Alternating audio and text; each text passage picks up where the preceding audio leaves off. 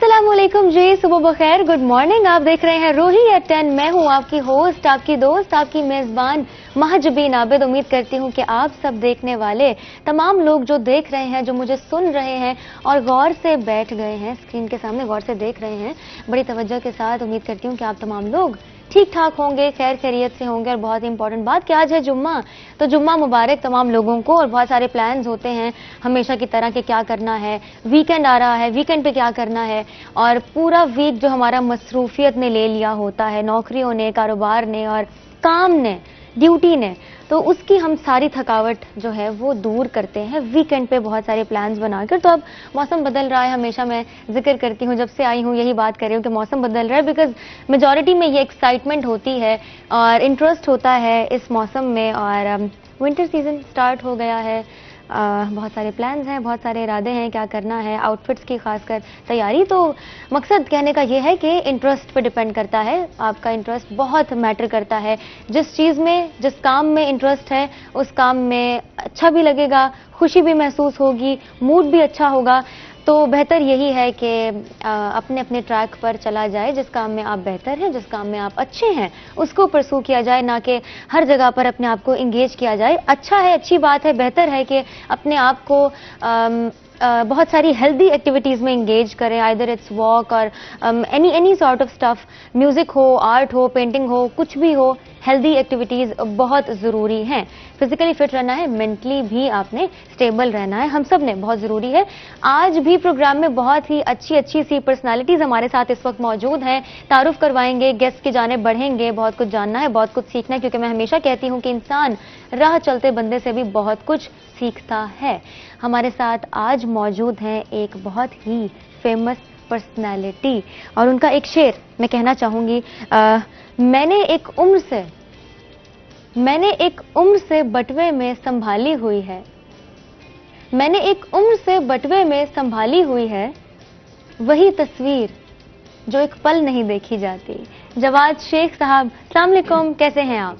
बहुत शुक्रिया मैजबीन, मैं बिल्कुल ठीक हूँ, और आपका बहुत शुक्रिया कि आपने दावत दी और रोई टीवी का बहुत शुक्रिया। इट्स अ प्लेजर, हमारे लिए ये बहुत खुशी की बात है कि आप हमारे साथ यहाँ पर मौजूद हैं और बहुत कुछ जानने को मिलेगा। ऑब्वियसली द यंग टैलेंट, और कौन नहीं जानता, लेकिन जानना बहुत ज़रूरी है। कौन से वाला जानना है ये आप समझ गए होंगे। दूसरी गेस्ट हमारे साथ मौजूद और बहुत इम्पॉर्टेंट, मैं कहती हूँ कि एक बहुत important member of the society, जिनसे बात करना और बहुत सारी चीज़ों के हवाले से जानना और वो तमाम बातें आप तक पहुंचाना बहुत ज़्यादा ज़रूरी है। डॉक्टर नासरा, गायनेकोलॉजिस्ट, हमारे साथ मौजूद। अस्सलाम वालेकुम, कैसी हैं आप? मैं ठीक हूँ। हाँ जी, गुड मॉर्निंग। आंख खुलने में कोई प्रॉब्लम तो नहीं हुई? नहीं, आंख तो बहुत अर्ली खुल जाती है, ये अच्छी बात है, बच्चों की माएँ हैं हम। क्या बात है। वैसे मुझे अभी तक थोड़ी सी एडजस्टमेंट इश्यूज फेस करने पड़ रहे हैं कि सुबह आंख खोलनी पड़ती है, फिर तैयार होना पड़ता है, फिर आना पड़ता है, तो मेंटली प्रिपेयर्ड रहना बहुत ज्यादा जरूरी है। हाउ इज लाइफ, जिंदगी ठीक चल रही है? हाँ जी, जिंदगी अच्छी चल रही है, बस बिजी चल रही है। बिजी चल रही है, वो तो एज एक्सपेक्टेड। हाँ जी, ये तो जिंदगी का हिस्सा है और काम जो है वो करना है और दिल लगा के करना है। बढ़ते हैं जवाद शेख साहब की जानिब। और ये सफर शुरू हुआ, इतनी अप्रिसिएशन, इतनी दाद, लेकिन ये सफर शुरू कब हुआ? मैंने अपनी पहली तख्लीक जिसे कहें नज़्म, वो मैंने 13 बरस की उम्र में कही थी। 13 इयर्स। जी हाँ। तो अभी हम थोड़ी देर पहले यही बात कर रहे थे कि मैं, तो मुझे तो उसके बाद मैंने अनाउंस कर दिया कि मैं शायर हो गया हूँ। ठीक है, तो वो बहन भाइयों की, दोस्तों की एक्साइटमेंट भी कोई उसके साथ शामिल हो गई, और फिर घर से जो आपको वो अप्रिशिएट किया जाता है, तो वो आपके ज़हन में बैठ जाता है, अच्छा मैंने कुछ डिफरेंट किया है। और फिर यह है कि अगर आपके अंदर तख्लीक़कार मौजूद है, कोई शायर मौजूद है आपके अंदर, तो ज़िंदगी के किसी न किसी लम्हे में या मोड़ पे वो नमूदार हो जाता है। तो बस वो 13 साल की उम्र में शुरू किया, और उसके बाद बस कुछ सिलसिला आहिस्ता आहिस्ता चलता रहा। और फिर ख़ास तौर पे जब से ये सोशल मीडिया आया, और अब चूँकि मैं तो बहुत अर्ली एज में यूरोप चला गया था, तो वो मेरे पास जो वाहिद ज़रिया था इंटरेक्शन का, वो सोशल मीडिया था। तो वो जो मैंने चीज़ें शेयर करनी शुरू की, और फिर जो हमारे सीनियर्स थे उनकी जो फीडबैक, और वो आहिस्ता आहिस्ता पता चलता गया कि इसमें मज़ीद संजीदा होने की ज़रूरत है, और बस वो सिलसिला चल रहा है और आपके सामने। यस, ये तो हमारे सामने ही है। और एक शेर आपका सबसे फेमस, सबकी ज़बानों पे, कोई इतना प्यारा कैसे हो सकता है। इसको अगर आप कंप्लीट करें प्लीज। मैं एक लाइन मैं बोलती हूँ, एक अगली लाइन आप बोलें।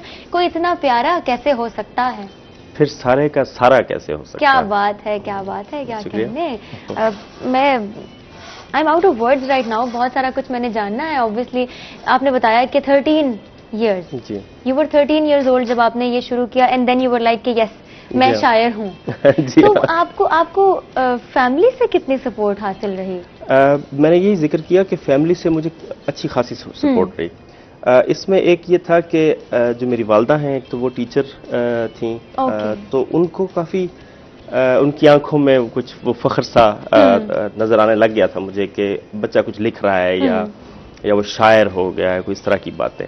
अच्छा, फिर दूसरी तरफ ये है कि इन द बिगनिंग जो वालिद साहब थे वो इस चीज़ को अजीब समझते थे या वक्त का ज़िया समझते थे और ये सब कुछ, तो वो शुरू में कुछ थोड़ा चैलेंजिंग रहा। लेकिन जब उन्होंने ये देखा कि एक तो ज़ाहिर है वो मेरे अंदर है और वो मैं उसको कंट्रोल नहीं कर सकता, वो मैंने हर हाल में करना ही करना है। तो फिर जब उन्होंने देखा कि किस अंदाज में लोग सराह रहे हैं या अपनी ज़िंदगी के साथ मेरे अशार को रिलेट कर रहे हैं, तो फिर उनको सबसे ज़्यादा इंतज़ार होता है। क्या बात हाँ, है। तो वो फैमिली की तरफ से सपोर्ट जो है वो यकीनन वो पहला एक मरला है जिसमें आपको हौसला होता है कि अच्छा आगे बढ़ना है और लोगों के साथ शेयर करना है। तो वो मेरी चाहे वो फर्स्ट फैमिली हो या फिर मेरे कजन्स या हमसाए या इन सब में, तो वो मैं बड़ा स्पेशल सा फील करता था और उन्होंने फील करवाया, तो ये एक बड़ा अच्छा। तो अभी भी तो स्पेशल फील करते होंगे, अब मजीद स्पेशल फील जाहिर है अब तो वो दोस्त अहबाब का हल्का भी और चाहने वालों का भी वो जाहिर है वो इतना ज्यादा है, तो अल्हम्दुलिल्लाह। तो आपने बोला यू वर 13 years old। जी, मेरे लिए तो वैसे ये सरप्राइजिंग सी बात है। तो व्हेन यू वर 13, किस पॉइंट पर आपको रियलाइज हुआ कि यस देयर इज समथिंग इससे रेलिवेंट शेरो शायरी से जो आप कर सकते हैं, शेरो शायरी आप कर सकते हैं, वो कौन सा पॉइंट था जहां आपको फील हुआ? मेरा ख्याल है कि वो जो ही मैंने वो पहली चीज लिखी और उसके बाद शेयर की, तो वो एक तो लोगों की अप्रिसिएशन खासतौर पे जो फैमिली की थी, तो उससे मुझे लगा कि अच्छा ये कोई स्पेशल काम तो जरूर है। ठीक है, और इससे पहले भी यानी हमने बहुत अर्ली स्टेजेस पे कुछ पढ़ना लिखना और कुछ इस तरह के हमारे घर में कुछ ना कुछ इस तरह का वो मामला रहता था, तो वो शायर को एक बड़ा वो फैसिनेटिंग सा एक होता है ना सोसाइटी का एक मेंबर, और जिस तरह उसे पोर्ट्रे किया जाता है और वो सब कुछ, तो वो उसमें अट्रैक्शन ही इतनी थी। फिर जब दोस्तों ने कहना शुरू कर दिया कि आप तो शायर हो गए, तो वो ऐसे तो एक वो चीज जो है ना, वो फिर ये एक फैसला हो गया कि अच्छा ये काम तो फिर वो अगर है मेरे अंदर तो फिर वो करना है। लेकिन फिर जाहिर है जब आप चीज़ें अपने असातिज़ा से या जो बुजुर्ग हैं शुआरा उनसे शेयर करते हैं, उनसे कभी इस्लाह लेते हैं या मशवरा लेते हैं, फिर आपको उनकी तरफ से जो फीडबैक मिलता है वो लाइफ चेंजिंग होता है बाज़-औक़ात। तो मेरा मामला ये था कि मेरा जो पहला इंटरेक्शन किसी बुजुर्ग हस्ती से हुआ वो ख़त किताबत के ज़रिए हुआ, क्योंकि मैं उस वक्त पुर्तगाल में था। वहाँ से फिर मैंने खुर्शीद रिजवी साहब को ख़त लिखा पहली दफ़ा, और उनको पहले अपनी उम्र भी बताई कि मेरी इतनी उम्र है और ये सब कुछ। तो उन्होंने जिस अंदाज में हौसला अफजाई की मेरी, तो वो मेरे लिए लाइफ चेंजिंग एक वो मामला था। तो बस उसके बाद वो लिखना मुसलसल चलता रहा, और फिर साथ साथ आप वक्त के साथ साथ एक तो फनी तौर पे आप सीखते हैं, दूसरा ये है कि आपकी ज़िंदगी कैसे गुजर रही है, आपके तजुर्बात क्या हो रहे हैं, आपकी एक अपनी इनर पर्सनालिटी क्या है, तो ये सब चीज़ें मिलके तो फिर आपको वो बनाती हैं जो आप बनते हैं। ऐसा आपकी फैमिली की बात हुई, फैमिली की जानिब से जो सपोर्ट आपको हासिल रही, नो डाउट इन स्टार्ट चीज़ें चैलेंजिंग होती हैं, आपको चैलेंजिंग सिचुएशंस फेस करनी पड़ती है, लेकिन ग्रेजुअली यू जस्ट लर्न कि इनसे हमने डील कैसे करना है और मुख्तलिफ चीज़ों को ओवरकम कैसे करना है। हम करेंगे बात कि आपकी इंस्पिरेशन, आपके टीचर जिनसे आपने बहुत कुछ सीखा, इस तरफ हम आएंगे, लेकिन डॉक्टर नासरा को जरा हम गुफ्तगू में शामिल करते हैं। शेर व शायरी में इंटरेस्ट है? जी, मैं भी पोइट्री करती रही हूँ बहुत स्टार्ट में। क्या बात है। बिल्कुल बिल्कुल, जैसे मतलब मैं एकेडमिक्स में और इन चीज़ों में बड़ा इंटरेस्ट लेती होती थी, तो वो जैसे एक यंग एज की चीज़ें होती हैं ना, उस दौर में की है, बहुत ही अपने तक महदूद रखने हाँ, वाली। मैंने भी बड़ी डायरियां लिखी है, वो अभी तक पढ़ी है, लेकिन बहुत टाइम ऐसा भी आया, एक फेज ऐसा आया कि मैंने फाड़ दिया, मैंने कहा ये क्या लिखा हुआ है, उठा के फेंको इसको। तो आई वाज नॉट कॉन्फिडेंट। तो कभी आपके साथ भी ऐसा मामला हुआ कि आपने कहा कि नहीं, मैंने जो लिखा है I am not confident about this? नहीं, कॉन्फिडेंट तो नहीं है, लेकिन वैसे जब आप मैं बहुत ज्यादा पोएट्री लाइक करती हूँ। हम लोग शेयर भी करते रहते हैं अपने जो हमारे हैं क्लासमेट्स वगैरह हैं, यूजुअली हम वहाँ पर तो बड़े फेमस है कि पोएट्री लाइक करने वाले कुछ लोग जैसे होते हैं ना। तो आजकल तो आपको पता है नवंबर, दिसंबर, जनवरी की पोएट्रियाँ चल रही हैं। हर कोई शायर बना हुआ है। तो पोएट्री सुनने की हद तक तो बहुत ही पसंद है, और अच्छी पोएट्री पढ़ना भी बहुत अच्छा लगता है। तो कोई एक शेर अगर आप कह दें तो हम गुफ्तगू का फिर आगाज भी कर लेंगे। कोई एक शेर आपके जहन में इस वक्त? अभी इस वक्त तो मुझे बिल्कुल ही एक सिंपल सा, हजारों ख्वाहिशें ऐसी कि हर ख्वाहिश पे दम निकले, बहुत निकले मेरे अरमा मगर फिर भी कम निकले। ओके जी, हम डिस्कशन का आगाज करते हैं। बहुत ही एक कॉमन डिसऑर्डर और जिसके बारे में बात नहीं की जाती, अवेयरनेस अभी भी नहीं है, क्योंकि हम इस बारे में बात नहीं करते। पॉलीसिस्टिक ओवरी सिंड्रोम, ये क्या है? आसान अल्फाज में हमने अगर अपने व्यूवर्स तक कन्वे करना है।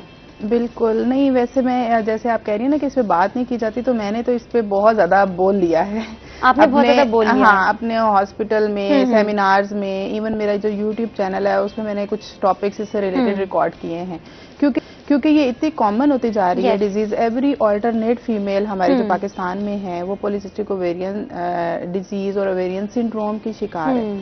हमारी टीनेज गर्ल्स, हमारी जो खवातीन जो के प्रेगनेंसी डिजायर कर रही होती हैं, उनमें, यंग पॉपुलेशन में ये डिजीज बहुत कॉमन होती जा रही है। बेसिकली तो इसके इंक्रीज होने की रीजन हमारे लाइफस्टाइल है।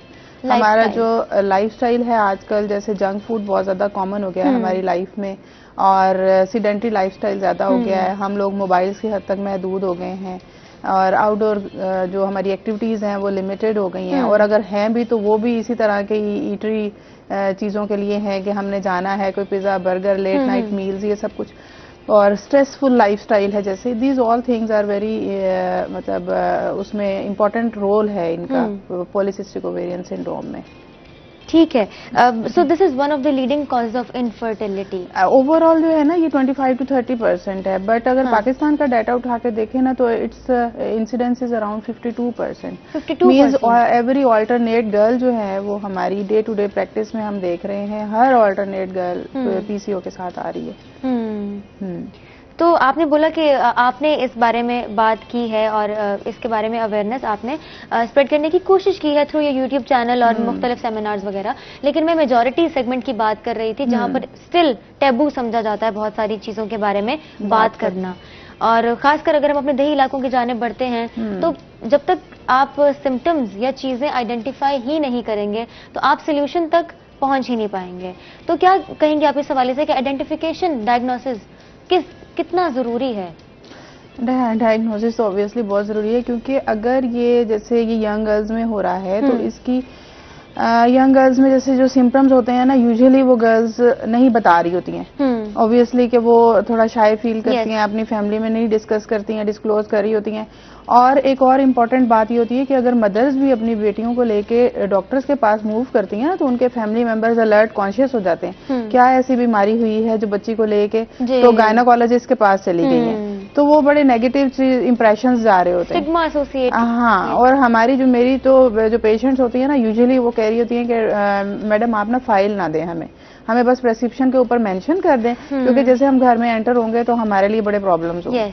तो वो इस तरह से, ये तो बहुत ज्यादा है, प्रेशर तो हर लेवल पे, लेकिन ये इतनी ज्यादा प्रेवलेंट डिजीज हो गई है, इतना कॉमन हो गई है, और ये फ्यूचर में जाके बहुत ज्यादा प्रॉब्लम्स करती है आफ्टर मैरिज ना, कंसेप्शन के, प्रेगनेंसी के इश्यूज करती है। तो इसीलिए इसको as early as possible diagnose भी होना चाहिए और मैनेज भी होना चाहिए। तो आपने इसकी रीजंस बताई, स्ट्रेस? नहीं, इसकी स्ट्रेसफुल लाइफस्टाइल तो एक है, मतलब उसमें आप बेसिकली स्ट्रेस डायरेक्ट इसको नहीं करता। हाँ, डायरेक्ट नहीं। हाँ, इसकी वजह से भी स्ट्रेस होता है, और दूसरा ये कि स्ट्रेसफुल लाइफस्टाइल की वजह से ना आप ओवर ईटिंग करते हैं, अनहेल्दी डाइट ज्यादा लेते हैं, वेट गेन कर लेते हैं, फिर वेट गेन इसकी रीजन बनता है। Weight gain? Basically weight gain है। تو اگر ہم اس کی وجوہات ڈسکس کریں تو اس میں کیا میجر چیزیں آ جائیں گی کہ کس وجہ سے یہ ہو ہاں سکتا ہے؟ اس میں یوزلی جو ہے نا وہ یہی ہے کہ جن خواتین کا ویٹ زیادہ ہوتا ہے، ویٹ گین ہونے کی وجہ سے جو ہماری اووریز ہیں اس میں بھی فیٹ کی لیئر آ جاتی ہے. ٹھیک ہے. ہارمونز ہوتے ہیں جو برین سے اووریز جو انڈے دانیاں ہوتی ہیں نا اس کو ایک مینج کر رہے ہوتے ہیں. ٹھیک ہے. اس پروسیس کو، وہ پروسیس امبیلنس میں چلا جاتا ہے، جس وجہ سے ہارمون امبیلنس ہونے کی وجہ سے اووریز جو ہیں انڈے دانیاں اس میں چھوٹی چھوٹی سی سسٹ بن جاتی ہیں، اور وہ جو ایگز ریلیز کر رہی ہوتی ہیں اووریز وہ امیچور ایگز ہوتے ہیں، میچور نہیں ہوتے، جس کی وجہ سے پھر یہ خواتین جو ہے وہ ڈفرینٹ پرابلمس کا شکار ہوتی ہیں. اگر ان میرڈ ہیں تو ان میں پیریڈ ریلیٹڈ ایشوز ہو جاتے ہیں، جیسے پیریڈز کم ہو جاتے ہیں، اسٹاپ ہو جاتے ہیں، یا ارریگولر ہو جاتے ہیں، ایون ہیوی بھی ہو سکتے ہیں. اور اگر وہ پریگننٹ ہو گئی ہیں تو پھر ان کو پریگننسی کے ہونے کے ایشوز ہوتے ہیں. اسی طرح سے ان میں بہت سارے، جیسے آپ دیکھیں ینگ گرلز کمپلین کر رہی ہوتی ہیں کہ ہمارے چہرے پر دانے، چہرے پر پمپلز، ہاں جی، اور چہرے پر ہیئر گروتھ ہے. اسی طرح سے یعنی میل لائک ہیئر گروتھ آ جاتی ہے، ہیئر جو ہیں وہ تھک ہو جاتے ہیں، اور جو سر کے بال ہیں وہ گرنا شروع ہو جاتے ہیں، اریٹیبلٹی بہت زیادہ ہو جاتی ہے. تو یہ سارے فیچرز جو ہے نا یہ بیسیکلی ہارمونز کے امبیلنس ہونے کی وجہ سے ہوتی ہے. میل لائک ہارمون زیادہ ہو جاتے ہیں، اور جو فیمیلز کے ہارمونز ہوتے ہیں اسپیسیفکلی جو اس پروسیس کو کنٹرول کر رہے ہوتے ہیں ان میں امبیلنس ہو جاتا ہے، ہارمونل امبیلنس ہو جاتا ہے. ٹھیک ہے. آپ نے جنک فوڈ کی بات کی کہ جنک فوڈ بھی ایک میجر رول پلے کر لیتا ہے، تو ڈائٹ کس طریقے سے بہتر کی جائے؟ کیا کیا چیزیں شامل کی جائیں اپنی ڈائٹ میں؟ دیکھیے ڈائٹ جو ہے نا وہ ہیلدی ڈائٹ میں تو آپ کو پتا ہے ہمارے پاس جو نیوٹریشنل ساری ہیں چیزیں جس میں پروٹین، فیٹس جو جنک فوڈ کی میں بات کری نا بیسیکلی وہ انہیلدی فیٹس ہوتے ہیں. تو فیٹ ہماری باڈی میں ریکوائرڈ ہوتے ہیں، بٹ ہمیں ہیلدی فیٹس زیادہ لینے چاہیے. انہیلدی فیٹ نے تو ہماری باڈی پہ فیٹ ہی ڈپازٹ کرنی ہے نا، اور آپ نے ایکسرسائز کرنی نہیں ہے، واک کرنی نہیں ہے، تو وہ ساری فیٹ آپ کی باڈی کے اوپر ہی جم جائے گی، اور پھر آپ کا ویٹ گین ہوگا، اور پھر سارا ایک ویشیس سرکل سٹارٹ ہو جاتا ہے. بالکل. اور اس کے علاوہ جو ہے جیسے آپ ڈائٹ کی بات کریں نا اس میں فروٹس اپنی ڈائٹ میں شامل کریں، ویجیٹیبلس شامل کریں، نٹس جو ہے وہ کسی حد تک وہ شامل کریں، انڈا جیسے ہے، ایگ ہے، پروٹین ڈائٹ ہے، وہ سب مطلب ہیلدی میل لیں، پورشن کنٹرول کریں، اور میل کو پراپر ڈیوائڈ کریں ان اے ڈے. ایک ہی ٹائم پہ بیٹھ کے پورا پیزا کھا لیا اور پورا دن پھر چھوڑ دیا، دیٹ از ناٹ گڈ. ٹھیک ہے. کافی ان ڈیپتھ ہم چیزوں کو لے کر چلنے کی کوشش کریں. اب ہم آپ اس بات پر آئیں گے کہ کیسے ہم اس کو روک سکتے ہیں، کنٹرول کر سکتے ہیں ارلی ایج میں، اس پر ہم آئیں گے. لیکن شعر و شاعری کی جانب بڑھتے ہیں کہ ابھی آپ ہمیں کیا سنانے والے ہیں؟ میرا چونکہ زیادہ رجحان غزل کی طرف ہے تو میں آپ کو کوئی غزل. ٹھیک ہے. اور پھر ہم آپ کی کتاب پہ بھی بات کریں گے. ضرور. ایک غزل ہے کہ نہیں ہے منحصر اس بات پر یاری ہماری کہ تو کرتا رہے ناحق طرفداری ہماری. واہ. اندھیرے میں ہمیں رکھنا تو خاموشی سے رکھنا، کہیں بیدار ہو جائے نہ بیداری ہماری. واہ واہ واہ. مگر اچھا تو یہ ہوتا کہ ہم ایک ساتھ رہتے، بھری رہتی تیرے کپڑوں سے الماری ہماری. کیا بات ہے. مگر اچھا تو یہ ہوتا کہ ہم ایک ساتھ رہتے، بھری رہتی تیرے کپڑوں سے الماری ہماری. ہم آسانی سے کھل جائیں مگر ایک مسئلہ ہے، تمہاری سطح سے اوپر ہے تہداری ہماری. کیا کہنے.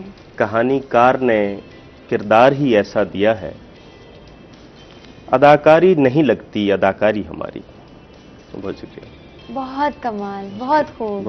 میں نے ابھی ویسے ایک شعر پڑھا تھا آتے آتے ہی نا چلتے چلتے، تو میں بھی بولنا چاہوں گی. آپ نے چھیڑ دیا. پلیز. ایک بار کوئی ہاتھ انہیں چھو کے گیا تھا، ایک بار کوئی ہاتھ انہیں چھو کے گیا تھا، اب عشق کھنکتا ہے کلائی کے کڑوں میں. کیا بات ہے. کیا بات ہے. محفل سج رہی ہے، محفل سج چکی ہے. شعر و شاعری کی بات ہو رہی ہے، اور آپ سے یہ میں جاننا چاہوں گی، obviously you are young obviously، تو اب آپ یہ دیکھ رہے ہیں، میں تو obviously یہ نوٹ کر رہی ہوں، آبزرو کرتی ہوں کہ ہمارے ینگسٹرز کا بہت انٹرسٹ ہے شعر و شاعری میں. اب اگر آپ کالجز کے ایونٹس کو دیکھیں، یونیورسٹیز کے ایونٹس کو دیکھیں، صوفی نائٹ مشاعرہ یہ تو مسٹ ہی ہے, وہ بھی اس سیزن میں.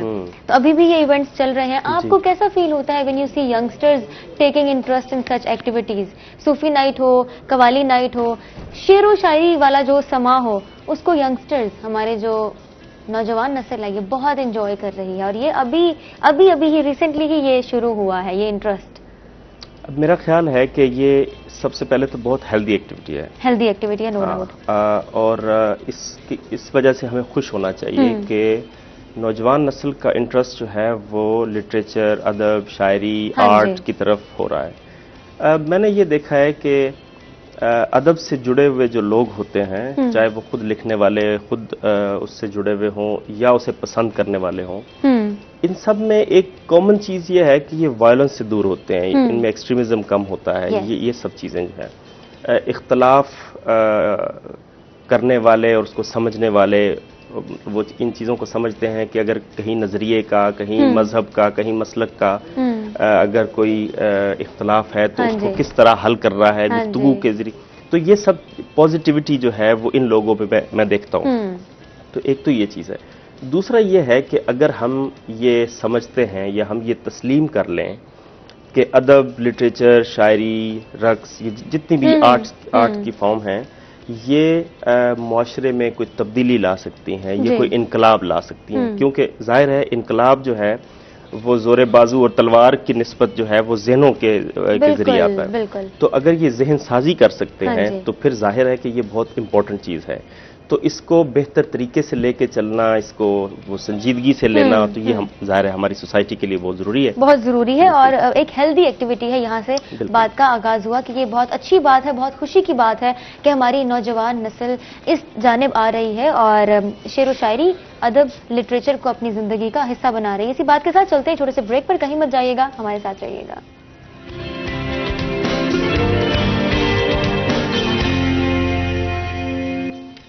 ویلکم بیک جی, ایک دفعہ پھر سے آپ کو خوش آمدید کہتے ہیں روہی ایٹ 10 میں, اور مشاعرہ ہو رہا ہے یہاں پر, محفل سج چکی ہے, شعر و شاعری چل رہی ہے. کیونکہ میں جب سے آئی ہوں اس سیٹ کو میں نے سنبھالا ہے, میں آپ کو بتاتی جا رہی ہوں کہ مجھے شعر و شاعری کرنا, سننا, پڑھنا بہت اچھا لگتا ہے, بہت پسند ہے. جواز شیخ صاحب ہمارے ساتھ موجود ہیں اور ساتھ ڈاکٹر ناصرہ بھی ہمارے ساتھ موجود ہیں. پولیسسٹک اوورین سنڈروم کے حوالے سے ہم بات کر رہے ہیں. بہت سارا جو ایک میجورٹی سیگمنٹ جو ہے وہ ہم نے کور کر لیا ہے, اس پر بات کر لی ہے کہ اس کی وجوہات کیا ہیں. اب ہم اس پوائنٹ پر آنا چاہ رہی ہوں, میں اس بارے میں بات کرنا چاہ رہی ہوں کہ کیسے ارلی ایج میں ہم اسے کنٹرول کر سکتے ہیں اور اس کے چانسز ہم کم کر سکتے ہیں. اس پر ہم ابھی آئیں گے, لیکن ہمارا ایک سیگمنٹ ہے بہت ہی خوبصورت سا, ریلیجس اسکالر ہمیں نئی باتیں بتاتے ہیں, نیکی کی باتیں بتاتے ہیں, اچھی باتیں بتاتے ہیں, جن کو ہم نے صرف سننا نہیں ہے بلکہ عمل بھی کرنا ہے. تو چلتے اپنے خوبصورت سے سیگمنٹ آج نیکی کی بات کی جانب, دیکھتے ہیں کہ ہمارے ریلیجس اسکالر آج ہمیں کون سی نئی بات بتانے جا رہے ہیں. نحمده ونصلي على رسوله الكريم, اما بعد, وعن ابي هريرة رضي الله تعالى عنه قال قال رسول الله صلى الله عليه وسلم كل امتي يدخلون الجنة الا من ابى. قيل ومن ابى يا رسول الله؟ قال من اطاعني دخل الجنة ومن عصاني فقد ابى. رسول اکرم صلی اللہ علیہ وآلہ وسلم نے اس حدیث میں ارشاد فرمایا, میری ساری کی ساری امت جنت میں داخل ہوگی مگر وہ لوگ جنہوں نے انکار کیا. تو اللہ کے نبی صلی اللہ علیہ وآلہ وسلم سے پوچھا گیا, اے اللہ کے نبی صلی اللہ علیہ وآلہ وسلم, انکار کا کیا معنی ہے؟ تو امام الانبیاء علیہ الصلاۃ والسلام نے ارشاد فرمایا, جنہوں نے میری اطاعت کی وہ جنت میں داخل ہوں گے, جنہوں نے میری نافرمانی کی انہوں نے میری بات کا انکار کیا. میرے دوستوں, بزرگوں, بھائیوں, میری بہنوں, ہمیں چاہیے کہ رسول اکرم صلی اللہ علیہ وآلہ وسلم کی تمام تعلیمات پر ہم خود بھی عمل کریں اور اپنے بچوں سے بھی کروائیں. وآخر دعوانا ان الحمد للہ رب العالمین. वेलकम बैक जी। आज का बयान आपने सुना और अल्लाह ताला हम सबको तौफीक दे कि हम रसूल पाक सल्लल्लाहु अलैहि वसल्लम की ज़िंदगी पर उनके नक्शे कदम पर चलने की कोशिश करें। आमीन। हम बात कर रहे थे पॉलीसिस्टिक ओवेरियन सिंड्रोम की और सवाल ये था कि कैसे अर्ली एज में हम इसके चांसेस कम कर सकते हैं। देखिए, हमारी हेल्थ के ना 4 इम्पोर्टेंट पिलर्स हैं, जिसमें सबसे इम्पोर्टेंट है बिहेवियर। बिहेवियर के बाद है न्यूट्रिशन, फिर है एक्सरसाइज और फिर आती हैं मेडिसिन्स। यानी मेडिसिन्स जो हैं वो लास्ट में आती हैं। तो सबसे इम्पोर्टेंट चीज इसमें लाइफस्टाइल मॉडिफिकेशन है कि अपनी लाइफ में जितना हेल्दी फूड को ऐड कर सकते हैं वो ऐड करें। ठीक है। अपनी लाइफ में आप मतलब आउटडोर एक्टिविटीज हैं उसको इंक्रीज करें। सीडेंट्री लाइफस्टाइल जो है, बेड्स के ऊपर बैठना, टीवी देखना और फिर आगे जो पड़ा है वो खाते जाना, उसको अवॉइड करें। Late night sleep is very important इसमें, क्योंकि जो लेट नाइट स्लीप है ना, उसमें मैंने लास्ट टाइम भी डिस्कस किया था, उसमें कुछ ऐसे हार्मोन्स होते हैं जो हमारे स्टमक से रिलीज होते हैं, जिनको हम बोलते हैं ग्रेलिन। ठीक है, और इनको हंगर हार्मोन्स बोलते हैं। तो अगर किसी की स्लीप जो है वो इफेक्टेड है, लेस देन 8 आवर्स है, तो ये हार्मोन ज्यादा रिलीज होते हैं, जिसकी वजह से वो हमारे ब्रेन को मैसेज देते हैं कि आप और खाएं। उसकी वजह से जब आपकी जो है वो स्लीप पूरी नहीं है, प्रॉपर स्लीप नहीं है, तो आप ओवर ईटिंग की वजह से आपका वेट गेन होता है। ठीक है। इसी तरह से जो स्ट्रेस में ज्यादा खवातीन होती हैं या जो भी ज्यादा कहते हैं कि हम बड़े स्ट्रेस में हैं जिसकी वजह से हमारा वजन बढ़ता जा रहा है, तो बेसिकली स्ट्रेस में भी ये हार्मोन रिलीज होता है, हंगर हार्मोन, और ये ब्रेन को इसी तरह मैसेज कर देता है कि आप ना खाएं। वो फिर लोग कहते हैं कि मैं जब टेंशन में होता हूँ, एग्जाम के बच्चे कह रहे होते हैं कि हम टेंशन में ना ज्यादा खाते हैं, तो बेसिकली ये हमारे हार्मोन्स का ही उस वक्त एक्सेसिव जो है ना वहाँ रिलीज हो रहे होते हैं, जिसकी वजह से आप ओवर ईटिंग कर रहे होते हैं। और फिर जब ये हार्मोन रिलीज होते हैं, आपके सामने जो पड़ा हुआ होता है ना, फिर आप वो उठा के खा लेते हैं। उस वक्त आपको ऐसी फूड क्रेविंग्स होती हैं कि आप उसको फिर एक्सप्रेस नहीं कर सकते। तो बेसिकली आपने अपने लाइफस्टाइल को ही मॉडिफाई करना है। आपको पता हो जब मैं खा रहा हूँ वो क्या खा रहा हूँ, वो कितना खा रहा हूँ। Portion control is very important, कि अगर प्लेट में एक ही दफा बैठकर बहुत सारा खा लिया है और पूरा दिन आप भूखे रहे हैं, दैट इज नॉट गुड। इसमें एवरी 3 to 4 आवर्स ना हमारे इसी तरह से स्टमक से ग्रेलिन रिलीज होता है। अगर आपका स्टमक एम्प्टी हो गया है तो फिर वो क्रेविंग्स होती हैं, फिर आप वो अनहेल्दी फूड ले लेते हैं।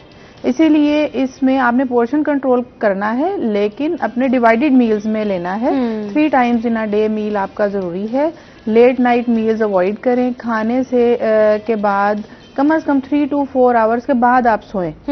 और अपनी लाइफ में दूसरे नंबर पे आ जाती है, जैसे मैंने बताया, न्यूट्रिशन और एक्सरसाइज।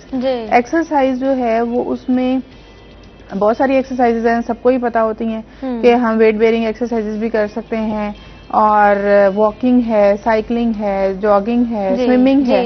तो सबसे अच्छी जो खवातीन के लिए तो मैं उन्हें कहती हूँ आप वॉक करें। फिर वो ये कहती हैं कि हम घर से बाहर नहीं जा सकते, हमारे इतनी ज्यादा रिस्पॉन्सिबिलिटीज हैं, हमें कोई लेके नहीं जाता, तो मैं टाइम नहीं निकाल सकती आप नहीं। टाइम तो हाँ जी बिल्कुल, टाइम निकालना भी एक है, और दूसरा ये कि एक्सक्यूजेज भी असल में हमारे पास बहुत ज्यादा होते हैं। तो जिसने जो काम करना होता है ना, उसके लिए उसको वक्त मैनेज करना आता है। तो सॉरी टू से हमारी खवातीन ना शॉपिंग वगैरह के ऊपर तो चली जाती हैं, लेकिन अपनी हेल्थ पे फोकस नहीं करती। अपनी हेल्थ पे फोकस नहीं करती। तो मैं उन्हें कहती हूँ आप अपने रूम में करें वॉक, आप अपने जो कॉरिडोर है जहां आपको जगह मिलती है, आपने एक्चुअली टाइम को मैनेज करना है कि मैंने 30 to 45 मिनट की वॉक करनी है, जो आपको घर में जगह मिले। उसके लिए कोई जरूरी नहीं है कि आपने बाहर ही वॉक करने जाना है, किसी लॉन में, किसी पार्क में ही वॉक करने जाना है। आजकल तो वैसे भी ठंड हो गई है, तो आप घरों में ही वॉक करें, लेकिन walk is very important. Healthy lifestyle बहुत इंपॉर्टेंट है, और हेल्दी रहने के लिए आपको हेल्दी एक्टिविटीज अपनी रूटीन में, अपनी जिंदगी में शामिल करनी होंगी। स्लीप पैटर्न की बात हो रही थी, स्लीप पैटर्न को बेहतर बनाने की जरूरत है। चलते हैं जवाद साहब की जानिब दोबारा से, और अब मैं बात करना चाहूंगी कि लिखने के लिए पढ़ना कितना जरूरी है। देखें, इसका सादा सा जवाब तो ये है कि बहुत जरूरी है। बहुत जरूरी है। जी हाँ। अब अगर आप शायरी की बात कर रहे हैं तो उसमें एक तख्लीककार जो है, एक तो उसके लिए ये ज़रूरी है कि उसने शायरी का मुताला किया हो या करे, دو طرح کی چیزیں ہیں. ایک تو یہ ہے کہ وہ اپنے ہم عصر جو شعراء ہیں, جو سینئر شعراء ہیں, وہ ان کو پڑھتا ہے, ان کو دیکھنا ضروری ہے کہ وہ کیا لکھ رہے ہیں, کیسا لکھ رہے ہیں جو بھی. اور پھر ہمارے اساتذہ جتنے بھی گزرے ہیں ان کو دیکھنا کہ انہوں نے کیا لکھا, کیسا لکھا, معیار کیا سیٹ کیے انہوں نے. اور پھر اس میں یہ ہوتا ہے کہ جب آپ یہ سارا کچھ پڑھ لیتے ہیں تو آپ کو پتا ہوتا ہے کہ کم از کم یہ معیار تو ضرور ہونا چاہیے. ایک تو یہ چیز ہے. دوسرا یہ ہے کہ ایک شاعر کے لیے یا ایک تخلیق کار کے لیے نہ صرف اس سے اپنے فن سے ریلیٹڈ چیزوں کو پڑھنا ضروری ہے, بلکہ دنیا کے جتنے بھی موضوعات ہیں ان سب پہ اس کا عبور نہیں, لیکن کم از کم کچھ نہ کچھ اس کو لازمی نالج ضرور ہونا چاہیے. چاہے وہ سائنس ہے, چاہے وہ فلسفی ہے یا سائیکالوجی ہے, یا جتنے بھی موضوعات ہیں, ہسٹری ہے. بالکل بالکل. آپ دیکھتے ہیں کہ ایک ایسا سادہ انسان جس نے گاؤں میں زندگی گزاری ہے اور کبھی اسکول نہیں گیا, کبھی کوئی کتاب نہیں پڑھی, اس کا بھی زندگی کے بارے میں ایک نقطہ نظر ہوتا ہے, کوئی نظریہ ظاہر ہے ہر انسان کا ہوتا ہے. لیکن پھر جب ہم پڑھنا شروع کرتے ہیں تو ہمیں پتہ چلتا ہے کہ ایک تو وہ تھا جو میں سوچتا تھا, اور ایک وہ ہے جو یہ صاحب کتاب سوچ رہا ہے. تو اب اس کو پتہ چل گیا کہ ایسے بھی سوچا جا سکتا ہے اور اس طرح بھی سوچا جا سکتا ہے. پھر وہ مسلسل جب کتابیں پڑھتا ہے, جب وہ زیادہ سے زیادہ جتنا بھی اس کا مطالعہ وسیع ہوتا ہے, تو اسے یہ پتہ چلتا ہے کہ ایک ہی طرح سے نہیں سوچا جاتا, ہزار طریقے ہیں ایک ہی بات کو سوچنے کے. بالکل, پرسپیکٹیو ڈفرنٹ. جی بالکل. تو اس میں پھر اس سے پھر نتیجتاً بہت ساری خوبیاں ایک انسان کے اندر پیدا ہوتی ہیں. وہ براڈ مائنڈڈ ہوتا ہے جی, اور چیزوں کو لے کے, زندگی کو لے کے, زندگی کے معاملات کو لے کے اس کا جو اس کو حل کرنے کا یا اس کو فیس کرنے کا جو اس کا رویہ ہے وہ بہتر ہوتا ہے. وہ بہتر ہو جاتا ہے. یعنی بیک گراؤنڈ نالج ہر چیز کی بہت امپورٹنٹ ہے. اگر ہم یہ کہتے ہیں کہ آپ شعر و شاعری سنتی ہیں تو یقیناً آپ کا عشقیہ مزاج ہوگا, آپ ایک اداس سی شخصیت ہوں گی, لیکن ایسا نہیں ہے. یہ چیزیں ہم نے ایسوسیٹ کر لی, نہیں؟ اچھا, بات ہو رہی تھی کتاب کی. ابھی آپ نے بیچ میں کتاب کا لفظ یوز کیا تو میرے مائنڈ میں آ گیا ہے سوال وہی کہ کتاب, آپ کی کتاب کیا بتانا چاہیں گے اس حوالے سے آپ؟ بس یہی کہ میری پہلی کتاب 2016 کی جنوری میں, جی ہاں 5 سال ہو گئے ہیں, کوئی بات کے نام سے. کوئی بات. جی ہاں. تو بس میں ان شاعروں میں سے ہوں جو بہت کم لکھتے ہیں. تو یعنی ہمارے کچھ ایسے دوست ہیں, ظاہر ہے وہ مہینے میں 3, 4, 5 غزلیں لکھتے ہیں, تو اس طرح وہ سال کی کچھ 50-60 کے قریب بن جاتی ہیں. میرا معاملہ انفارچونیٹلی یہ ہے کہ میں جس سال میں 5-7 چیزیں لکھ لیتا ہوں وہ میں اپنا کامیاب سال سمجھتا ہوں. تو اس میں پھر یہ ہے کہ اب دوسری کتاب آتے آئے گی. مسلسل لکھنے والا اور پڑھنے والا معاملہ تو ساتھ ساتھ چل ہی رہا ہے, ظاہر ہے. تو اب دوسری کا تو مجھے پتہ نہیں ہے, لیکن پہلی جو ہے وہ پہلے دن سے لے کر 2016 تک کی جو شاعری تھی وہ اس کتاب میں. اس کتاب میں پہلے دن سے تب تک کی. ظاہر ہے اب وہ سب کچھ تو شامل نہیں کرتے ہیں, لیکن جو ایک کتاب میں جتنا ہونا چاہیے وہ سب. تو وہ ایکسپیرینس کیسا رہا؟ میرا اب یہ ہر شاعر کا یا ہر لکھنے والے کا ایکسپیرینس ڈفرینٹ ہو سکتا ہے. اس حوالے سے میرا ایکسپیرینس بہت یونیک اور بہت اچھا رہا. بہت یونیک. ہاں, اس کی وجہ یہ ہے کہ ایک تو یہ تھا کہ جب تک آپ کی کتاب چھپ نہیں جاتی ہے, آپ کو ایسا لگتا ہے کہ آپ کے پاس بہت کچھ پڑا ہوا ہے, بہت کچھ لکھ چکی ہیں آپ, یہ وہ. لیکن جب آپ کتاب کے لیے چیزیں منتخب کرتے ہیں تو آپ کو پھر لگتا ہے کہ اچھا پہلی کتاب ہے, امپریشن یہ وہ سب کچھ اچھا, تو وہ آپ نے کچھ کتاب میں شامل کر دیا, باقی کو پھر آپ بھول گئے کہ اب یہ تو ظاہر ہے میں کبھی شامل نہیں کرنے والا. تو اس کے بعد میری شاعری کو ایک نیا موڑ ملا. مجھے اب پتہ چل گیا اچھا یہاں تک تو یہ ہو گیا, تو اب میں نے اس سے آگے کہاں جانا ہے یا اس سے بہتر اپنے آپ کو کیسے کرنا ہے. آپ کو ٹریک جی وہ ٹریک سمجھ میں آ گیا. تو وہ میرے لیے میرا خیال ہے کہ وہ ایک ٹرننگ پوائنٹ ٹائپ کی کچھ چیز. تو میں پھر اب جو میرے ہم اثر ہیں یا جو میرے قریب کے لوگ ہیں جن کی ابھی تک کتاب نہیں آئی ہے, میں انہیں ہمیشہ یہ مشورہ دیتا ہوں کہ جب آپ کتاب چھاپ چکیں گے تو پھر آپ کو پتہ چلے گا اچھا یہاں تک تو یہ ہو گیا, تو اب میں نے آگے کہاں جانا ہے, آگے کیا کرنا ہے. بالکل ٹھیک ہے. شاعری پر ہم دوبارہ آئیں گے, سنیں گے بھی بہت کچھ آپ سے, کیونکہ ابھی بات ختم نہیں ہوئی ہے. چھوٹے سے بریک پر جائیں گے, بریک کے بعد واپس آئیں گے, دوبارہ سے پروگرام کو کنٹینیو کرتے ہیں. آپ نے کہیں نہیں جانا, ہمارے ساتھ رہیے گا.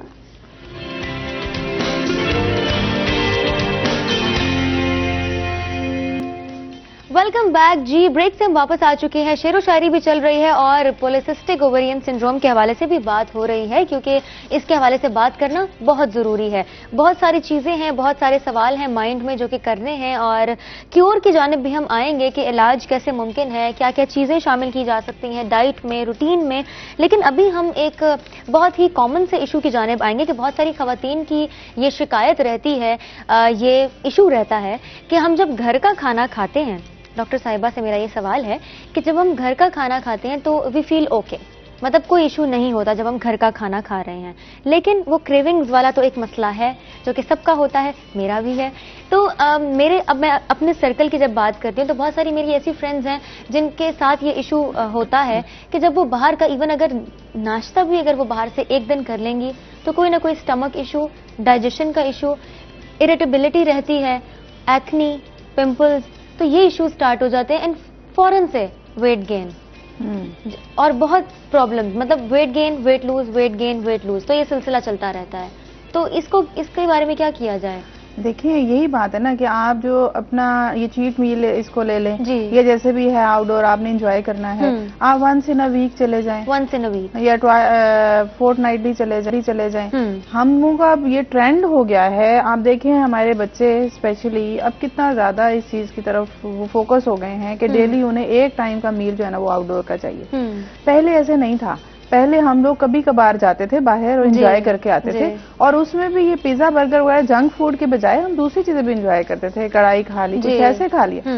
अब देखें इनमें तो बेसिकली बहुत ज्यादा अनहेल्दी फैट्स यूज होते हैं। आपको नहीं पता कि उसमें कितना मायोनीज डला हुआ है, कितने जो भी सॉसेस डले हुए हैं, सारी ये सब इसीलिए तो वो इतने मजे के लग रहे होते हैं क्योंकि हर चीज कर रहे होते हैं। हाँ, तो वो आपको जो है वो आपकी एपिटाइट को भी सेटिस्फाई कर रहे होते हैं, आपके मूड को भी सेटिस्फाई कर रहे होते हैं, लेकिन आपका ऑब्वियसली फिर वेट गेन होता है। लेकिन तो हमें नहीं मालूम कि अंदर से क्या चल रहा है, बिकॉज हमारे अनहेल्दी हैं। आपको जाहिर है हमें ये तो नहीं पता ना कि उनके बर्तन कैसे हैं या क्या है, कहाँ किस एनवायरनमेंट में चीजें बेक हुई हैं। घर में तो हम हर चीज को बहुत हाइजीनिक रख रहे होते हैं। जो क्वांटिटी है वो हमें पता होती है कि किस चीज की कितनी क्वांटिटी डल रही है। तो अगर आप इस सिंड्रोम को, इस डिसऑर्डर को फेस कर रहे हैं, अगर आप इसका शिकार हो गए हैं, अगर किसी को पॉलिसिस्टिक ओवेरियन सिंड्रोम है, तो इससे रेलेवेंट और किसी मेडिकल प्रॉब्लम से वो खातून जो है वो गुजर सकते हैं इसके साथ साथ? बिल्कुल। देखें ये जो है ना अब यंग गर्ल्स में जैसे ये एक प्रॉब्लम हो रहा है ना, तो ये मैं आपको टू बी वेरी ऑनेस्ट कहूंगी कि ये नस्लों में ही जाता है, जेनेटिक भी ये इनहेरिटेड बिल्कुल जाते हैं, क्योंकि आपके जीन्स में ओबेसिटी आ गई है, ओबेसिटी ने फिर इन फ्यूचर जाके ये सारे प्रॉब्लम्स करने हैं। अच्छा, फिर अगर एक फीमेल जो कि अनकंट्रोल चल रही है, उसमें हार्मोनल इम्बैलेंस हो गया है, हाँ, बॉडी में यंग गर्ल्स की जो बॉडी होती है ना उसमें कुछ हार्मोन्स जो कि डेंजरस होते हैं हमारी हेल्थ के लिए, ईस्ट्रोजन हार्मोन है, अगर वो ज्यादा हो गया है तो आपकी जो एक कैंसर होता है जिसको हम कहते हैं एंडोमेट्रियल कैंसर, जो कि बच्चेदानी का कैंसर है, इन फ्यूचर जाके आपको उस कैंसर का रिस्क हो सकता है। इसके अलावा आपको जो हार्ट की डिजीजेज है वो हो सकती हैं, आपको शुगर हो सकती है, आपको ब्लड प्रेशर हो सकता है, तो आपकी ये पूरी लाइफ को इफेक्ट कर सकता है। तो ये प्रॉब्लम सिर्फ यंग गर्ल या उसकी मैरिड लाइफ को इफेक्ट नहीं करता, उसका फ्यूचर में जाके उसको बहुत सारे बॉडी में हेल्थ इश्यूज हो सकते हैं जो कि डेंजरस हो सकते हैं उसके। तो मीनवाइल प्रेगनेंसी के दौरान भी ये डिसऑर्डर हो सकता है? नहीं, प्रेगनेंसी में नहीं होते हैं ये, लेट एज प्रेगनेंसी तो अगर पेशेंट को हो गई है ना, इट मीन्स कि अब उसका वो हार्मोन थोड़ा सा करेक्ट हो गया तो वो प्रेग्नेंट हो गई है। लेकिन वो प्रेगनेंसी के बाद भी परसिस्ट करता है।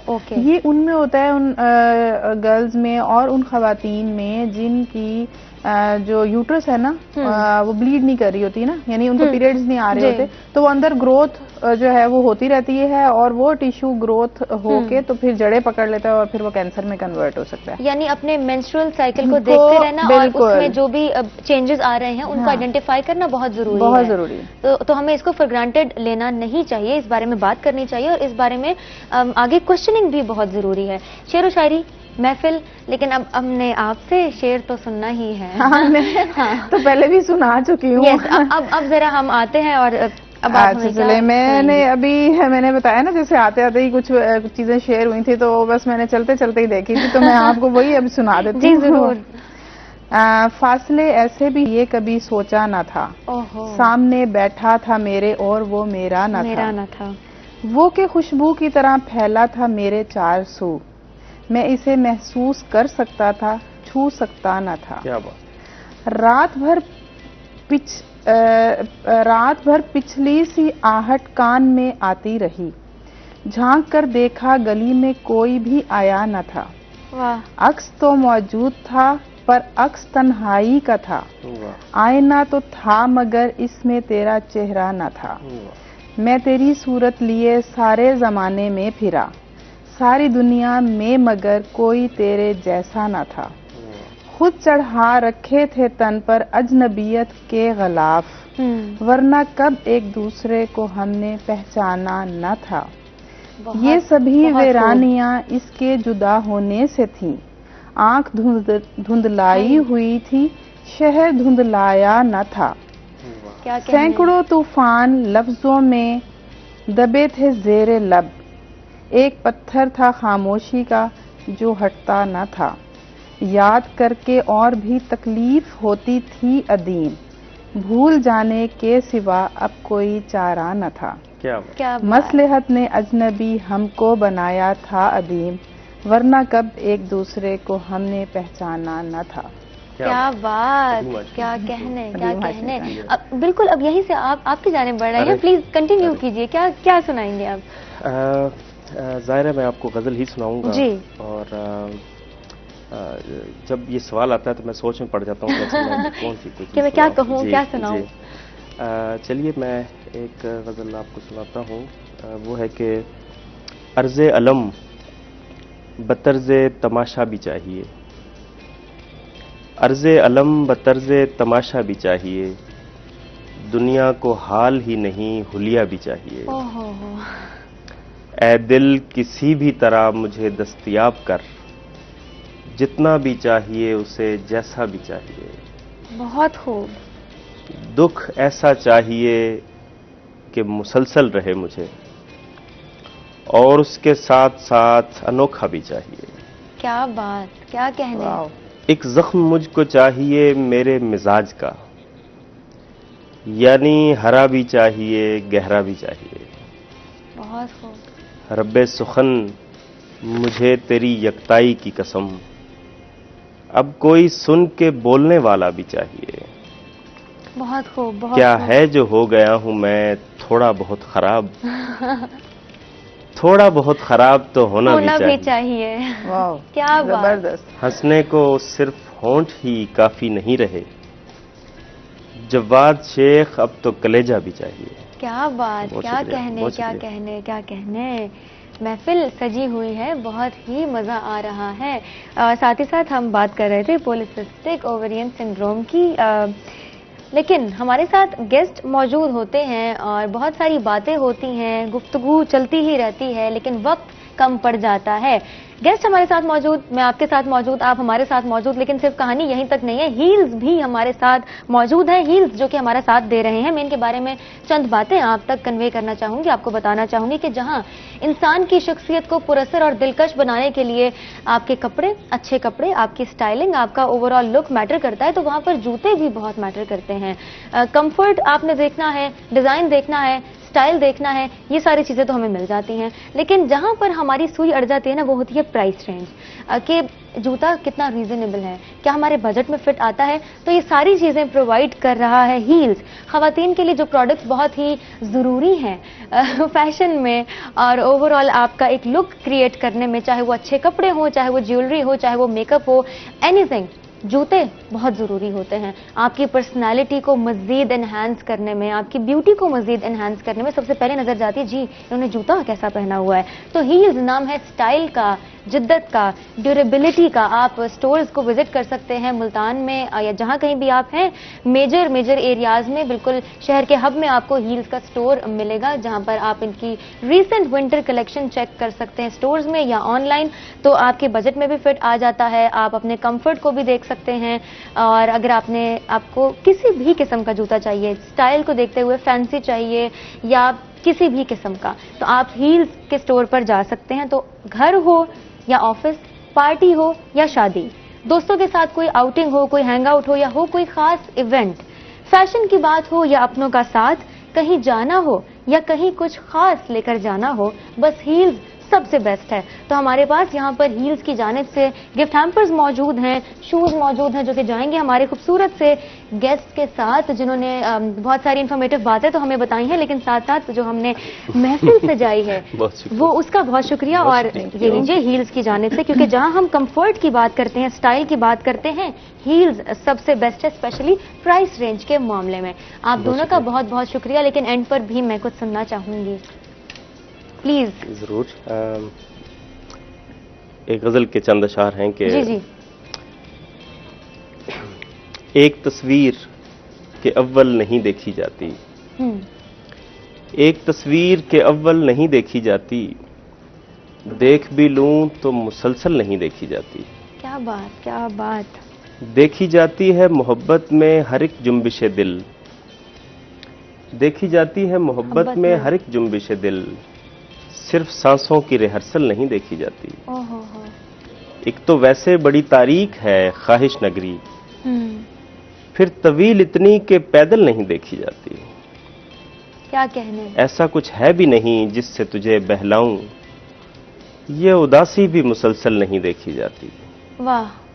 मैंने एक उम्र से बटवे में संभाली हुई है, वही तस्वीर जो एक पल नहीं देखी जाती। क्या बात। अब मेरा ध्यान कहीं और चला जाता है, अब कोई फिल्म मुकम्मल नहीं देखी जाती। वाह, क्या बात है। एक मकाम ऐसा भी आता है सफर में जवाद, सामने हो भी तो दलदल नहीं देखी जाती। क्या कहने, क्या बहुत कहने। शुक्रिया, थैंक यू सो मच। आप दोनों ने टाइम दिया, जो हमारी डिस्कशन थी वो काफी इंफॉर्मेटिव रही। Thank you so much for your time, बहुत बहुत शुक्रिया। चलते हैं ब्रेक की जानिब और ब्रेक के बाद वापस आएंगे, प्रोग्राम को दोबारा से कंटिन्यू करते हैं नए मेहमानों के साथ। आपने कहीं नहीं जाना, हमारे साथ रहिएगा।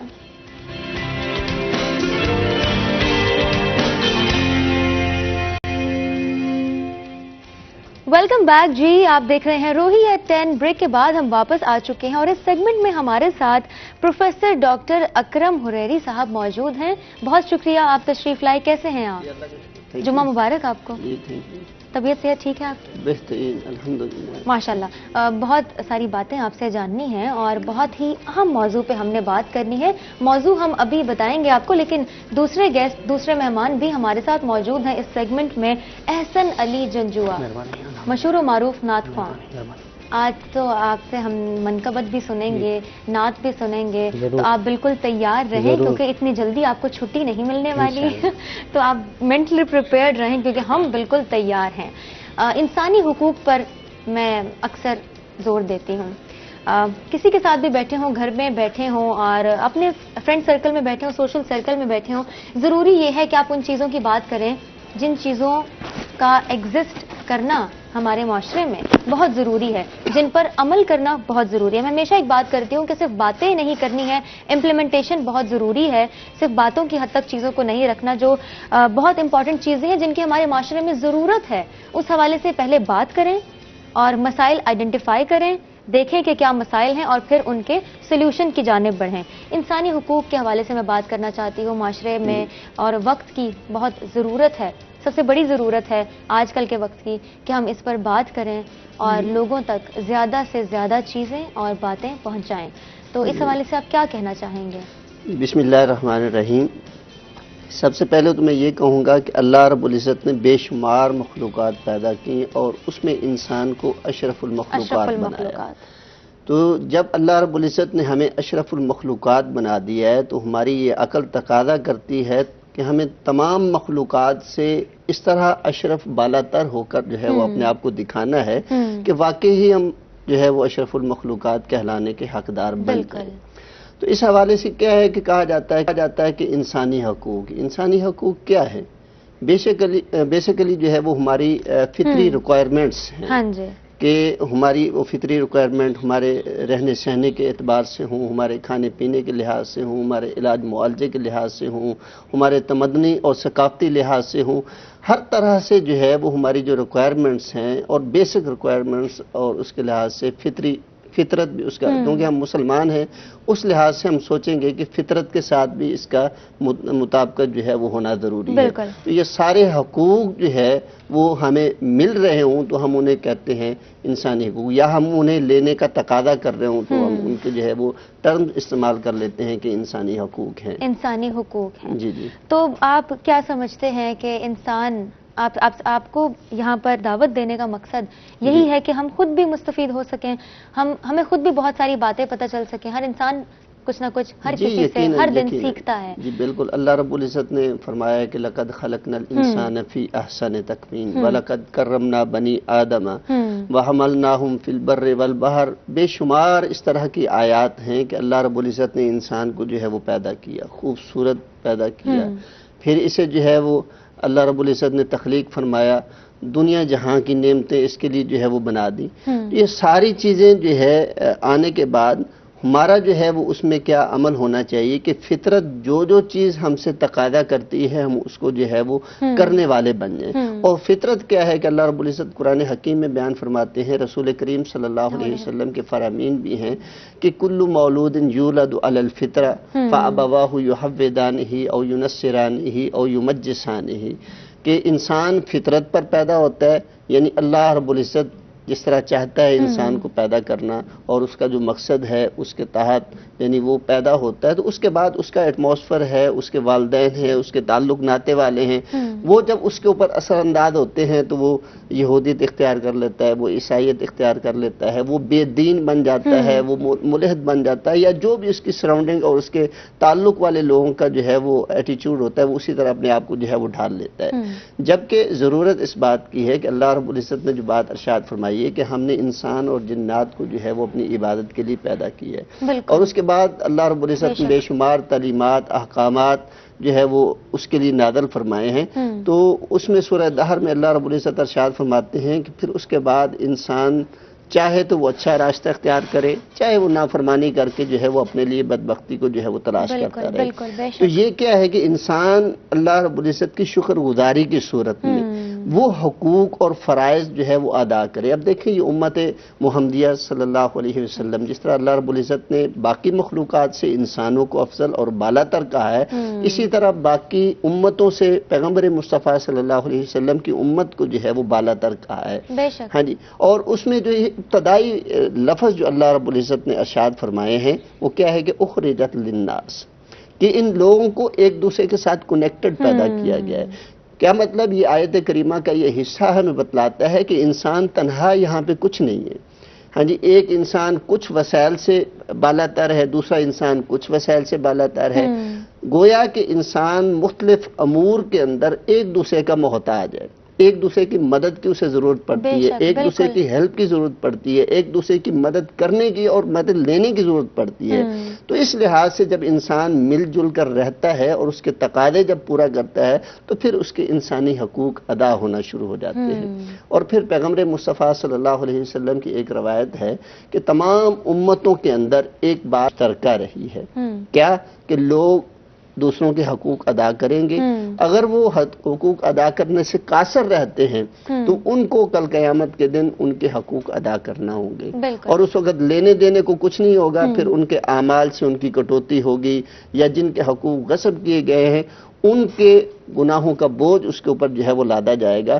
تو اس لحاظ سے جب ہم دیکھتے ہیں انسانی حقوق کی بات کرتے ہوئے مسلمان ہونے کے ناطے سے اور مسلمان نہ ہونے کے ناطے سے، اب ان کے نزدیک اگر دیکھا جائے انسانی حقوق کو تو وہ مفادات کی بھینٹ چڑھتے ہوئے نظر آتے ہیں، کہ وہ ان کے سامنے کچھ مفادات ہوتے ہیں، ان مفادات کو پائے تکمیل تک پہنچانے کے لیے وہ کچھ چیزیں امپلیمنٹ کرتے ہیں اور کچھ دوسروں سے کرواتے ہیں، جبکہ مسلمانوں کے ہاں جو تصور ہے وہ فکر آخرت کے ساتھ ریلیٹ کر دیا گیا ہے کہ اگر آپ حقوق کی بجا آوری کرو گے تو اس کا صلہ نہ صرف دنیا میں تمہیں ملنے والا ہے بلکہ آخرت میں اس کا جو ہے وہ صلہ ملنے والا ہے، اور اگر تم حقوق کے پاسدار نہیں بنو گے تو اس کا خمیازہ دنیا میں بھگتنا پڑ سکتا ہے اور آخرت میں تو لا محالہ بھگتنا پڑے گا۔ جہاں ہم انسانی حقوق کی بات کر رہے ہیں وہاں پر ہم فرائض کی بھی بات کریں گے، اور اس پر بھی ہم بات کریں گے کہ کیا انسان نے انسانی حقوق بھلا دیے ہیں؟ اس پر ہم آئیں گے، پروفیسر صاحب سے بات کریں گے۔ پروفیسر ڈاکٹر اکرم حریری صاحب ہمارے ساتھ موجود، ان سے ہم بات کریں گے، تفصیل سے بات کریں گے۔ احسن علی جنجوعہ ہمارے ساتھ موجود ہیں اور نعت بھی سننی ہے، منقبت بھی سننی ہے، کیا سنانا چاہیں گے، کیا کہنا چاہیں گے؟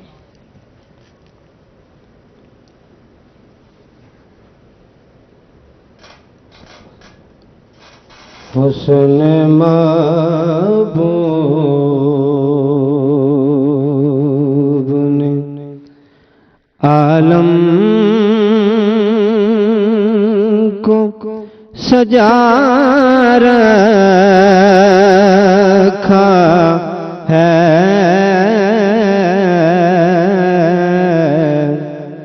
حسن محبوب نے رشتہ مخلوق کا خالق سے ملا رکھا ہے، حسن محبوب نے چاند تارے ہیں جبھی نور نظر کو دیتے، چاند تارے ہیں جبھی نور نظر کو دیتے، ان کی نالین کا سرما جو لگا رکھا ہے، رشتہ مخلوق کا پھول میں چاند میں تاروں میں تبسم ان کا، ان کے جلووں کے سوا دنیا میں کیا رکھا ہے، رشتہ مخلوق کا جن کے ٹکڑوں پہ جہاں پلتا ہے سارا سائم، جن کے ٹکڑوں پہ جہاں پلتا ہے سارا سائم، ان کی سرکار میں دامن کو بچھا رکھا ہے، رشتہ مخلوق کا خالق سے ملا رکھا ہے، حسن محبوب نے۔ جزاک اللہ۔ ہم بات کر رہے ہیں انسانی حقوق کے حوالے سے، اور نعت سننے سے پہلے میں بات کر رہی تھی کہ انسانی حقوق کے ساتھ ساتھ فرائض، جی یہ کتنا ضروری ہے؟ اچھا، حقوق اور فرائض ایک ہی چیز ہے۔ ہم جو فرق کر لیتے ہیں نا کہ حقوق کچھ اور چیز ہے، فرائض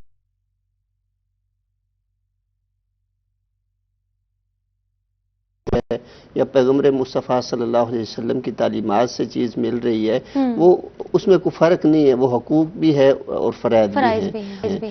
اور جب یہ تقسیم کی جاتی ہے تو حقوق دو طرح کے ہیں، ایک تو یہ کہ ڈائریکٹ اللہ رب العزت کی ذات سے وابستہ ہے کہ اللہ نے حکم دیا ہے، جیسے نماز پڑھنے کا، روزہ رکھنے کا، اور اس نے جو ہے وہ زکوٰۃ ادا کرنے کا بھی جو ہے وہ حکم دیا ہے، لیکن جب زکوٰۃ کی ادائیگی آتی ہے تو اس میں کئی سارے لوگ انوالو ہو جاتے ہیں، تو گویا اس میں ریلیٹ ہو رہا ہے حقوق انسانوں کے ساتھ، لیکن اس کی بجاوری میں اور دوسرے حقوق کی بجاوری میں اجر دونوں صورتوں میں اللہ رب العزت سے ہی ملنے والا ہے، لیکن کیونکہ اللہ رب العزت نے اپنی مخلوق کا جو ہے وہ خیال رکھا ہے، آن صلی اللہ علیہ وسلم کی تعلیمات کو اگر دیکھا جائے تو محسوس یہ ہوتا ہے کہ یہ جو بیسک فرائض ہیں، بیسک حقوق ہیں، یعنی جو ارکان اسلام ہو گئے، ان کی ادائیگی کے بعد سب سے افضل اعمال وہ ہیں جو لوگوں کی خدمت کے لیے انسان اپنے آپ کو وقف کر لیتا ہے اور کرتا ہے، یعنی ان کے حقوق کی ادائیگی کرتا ہے۔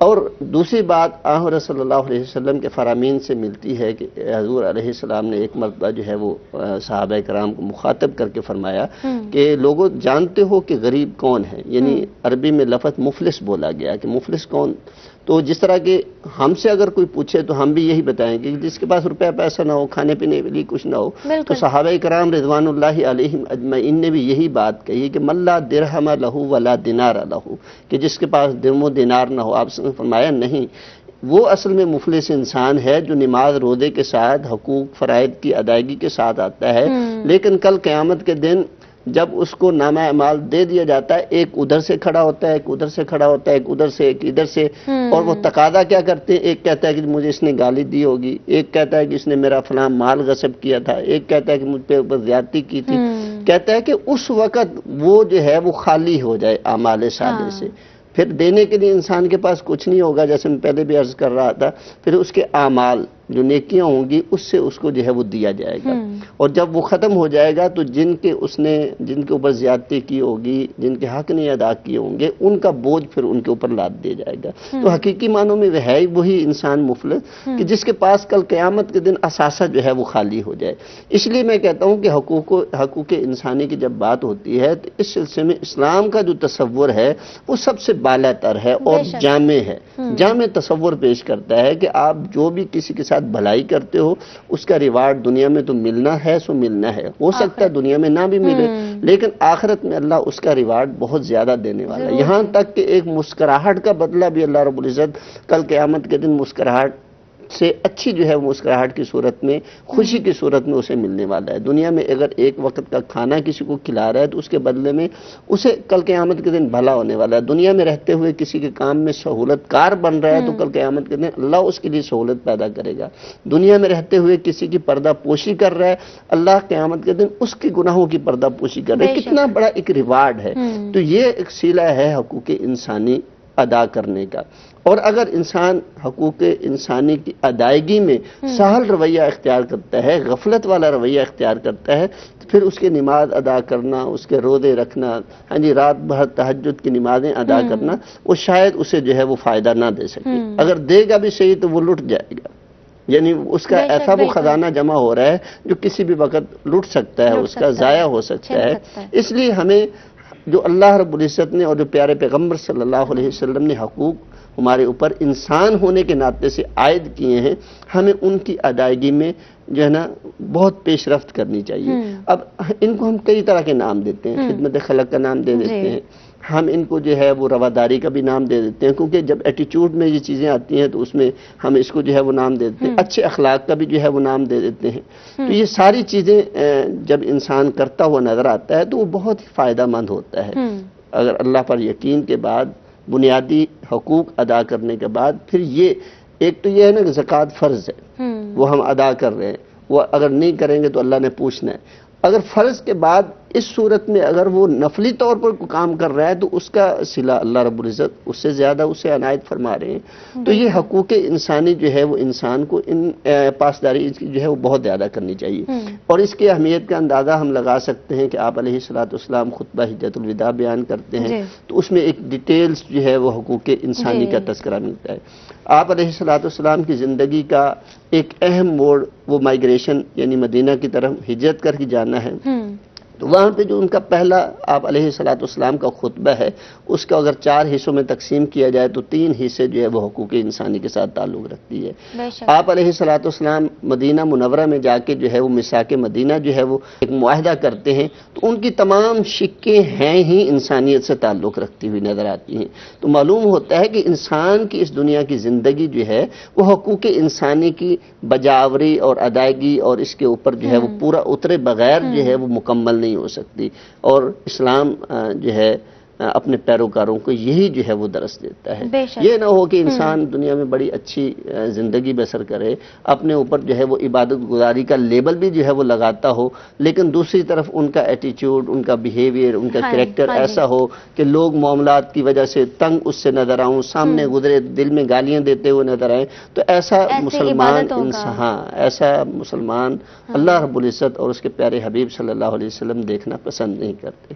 بے شک بہت خوبصورت بات، اور ابھی اور بھی باتیں ہم کریں گے. اس سے پہلے ہم احسن علی جنجوعہ کا شکریہ ادا کریں، اور چونکہ وقت ذرا کم ہے اور آپ سے ہم منقبت سننا چاہیں گے، لیکن آپ کا بہت شکریہ کہ آپ نے وقت دیا. بہت خوبصورت آواز، خوبصورت ادائیگی. کیا اب پڑھنا چاہیں گے، کیا سنانا چاہیں گے؟ سیدہ فاطمہ زہرا رضی اللہ تعالیٰ کی شان. بہت شکریہ ماشاءاللہ احسن علی جنجوعہ، آپ کی تشریف آوری کا بہت بہت شکریہ. اپنا بہت سارا خیال رکھیے گا. بریک پر چلتے ہیں، بریک کے بعد ہم واپس آتے ہیں. انسانی حقوق کے حوالے سے ہم بات کر رہے ہیں. آپ نے کہیں نہیں جانا، ہمارے ساتھ رہیے گا.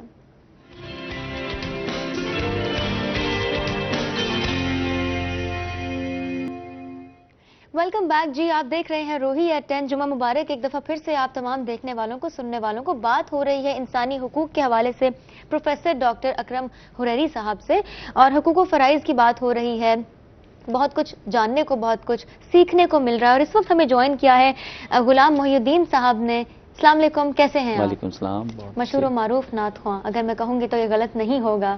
طبیعت صحت ٹھیک ہے آپ کی؟ اللہ کا شکر. آپ بہت شکریہ، آپ نے وقت نکالا اور ہمارے ساتھ اس وقت آپ موجود ہیں. طبیعت صحت ٹھیک ہے نا؟ بالکل ایزی ہے نا آپ میرے ساتھ؟ کوئی پریشانی، کوئی مسئلہ؟ چلے ٹھیک ہے. اور جمعہ مبارک ایک دفعہ پھر سے. انسانی حقوق کے حوالے سے ان ڈیپتھ اور ان ڈیٹیل ہماری ڈسکشن چل رہی ہے.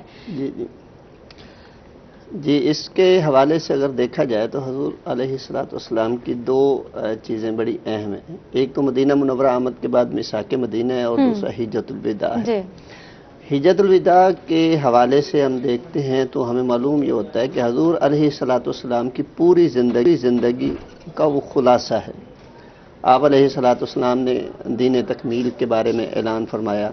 قرآن کریم کی آخری آیت کریمہ جو ہے وہ نازل ہوئی. وہاں پہ آپ علیہ الصلوۃ والسلام نے یہ بھی فرمایا کہ قرآن و سنت کی اتباع کرتے رہو گے تو کوئی آپ کو گمراہ جو ہے وہ نہیں کر سکے گا. اور اس کے بعد انسانیت کے حوالے سے ایک مکمل جو ہے وہ منشور پیش فرمایا، جس میں اس میں ہر طرح کی جو ہے وہ اس کے حقوق جو ہے وہ انسان کے بیان کر دیے گئے. اللہ رب العزت جو ہے وہ کن سے محبت رکھتا ہے، ہاں جی، تقوی کے لحاظ سے جو سب سے بڑا ہے. یہ ذات برادریاں یہ صرف تعارف ہیں، اور اس کے حوالے سے اس کے علاوہ جو ہے وہ کچھ نہیں. گورے کو کالے پر، کالے کو گورے پر جو ہے وہ کوئی تقویت نہیں، سوائے اس کے کہ ایک انسان اللہ سے جو ہے وہ کس قدر جو ہے وہ ڈرنے والا ہے. اسی طرح جو ہے وہ تذکرہ ملتا ہے کہ آپ جو ہے وہ جان و مال کا جو ہے وہ تحفظ جو ہے وہ بھی ایک بڑا حق ہے انسان کا، کہ اگر کسی جگہ انسان زندگی بسر کر رہا ہے تو اسے بنیادی حقوق کی محرومی تو ہو ہی ہو، ساتھ اس کو اس کی جان کا بھی ڈر ہو، اور اس کے مال کے اچک جانے کا بھی جو ہے وہ ہر وقت خطرہ لگا رہے. تو یہ بھی جو ہے وہ انتہائی وہ انسانی غیر انسانی جو ہے وہ حرکات میں سے ہے، یا افعال میں سے ہے، یا اس کے ماحول میں سے ہے. تو اس لیے اسلام نے جو ہے اس کی جان کا بھی تحفظ پیش کیا ہے، اور اس کے مال کا بھی جو ہے وہ تحفظ کا ایک نظریہ جو ہے وہ پیش فرمایا ہے.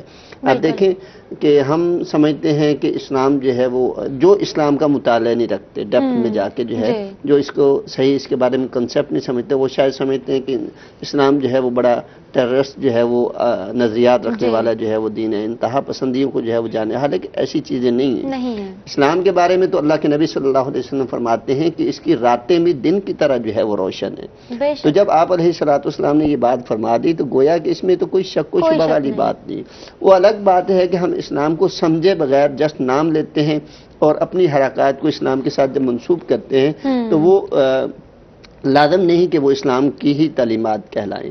اب آپ علیہ الصلوۃ والسلام نے یہی بات ارشاد فرمائی کہ جو آدمی کسی ایک انسان کا قتل کر دیتا ہے، ہاں جی، من قتل نفسا بغیر، ہاں جی، بغیر کسی گناہ کے اور بغیر جو ہے وہ کسی جو ہے وہ سبب کے، ہاں جی، یا وہ زمین میں فساد برپا کر رہا ہے اس وجہ سے اسے قتل کیا جاتا ہے، یا اس نے کوئی قتل کیا تو اس کے بدلے میں اسے قتل کیا جائے، تو یہ دو صورتیں جو ہے جواز کی.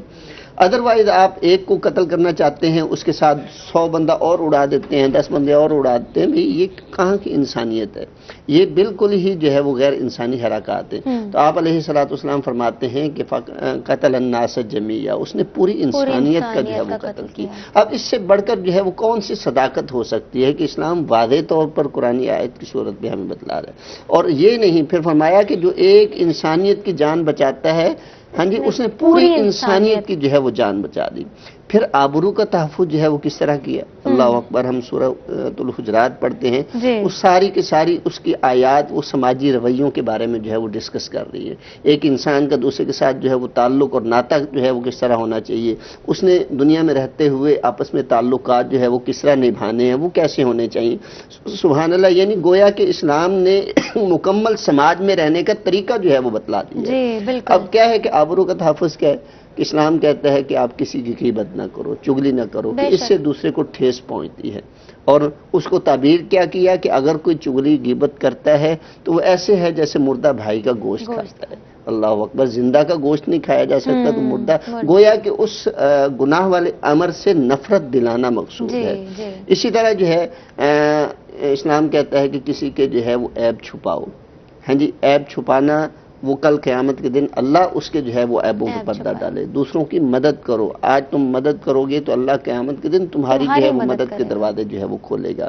ایک مدد، کسی ایک کام میں مدد کرو گے تو اللہ ایک کام میں، 2 کاموں میں مدد کرو گے، اسی طرح اپنے لیے وہ ایک سٹیپ بائی سٹیپ اپنے لیے اجر کے جو ہے وہ دروازے کھولتے جاؤ۔